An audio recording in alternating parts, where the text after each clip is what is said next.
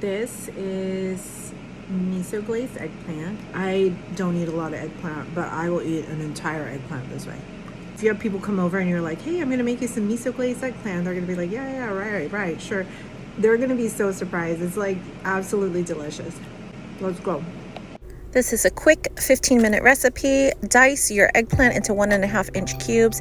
Add a tablespoon of miso paste to a bowl, 2 tablespoons of soy sauce, a tablespoon of oyster sauce, a tablespoon of brown sugar, a 1/4 teaspoon of garlic powder, 1/4 teaspoon of ginger powder.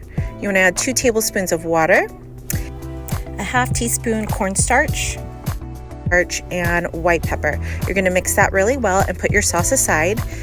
Sear your eggplant in a pan with very little oil. You want to make sure the oil is very hot before adding the eggplant, and don't move it around so it gets really nicely seared.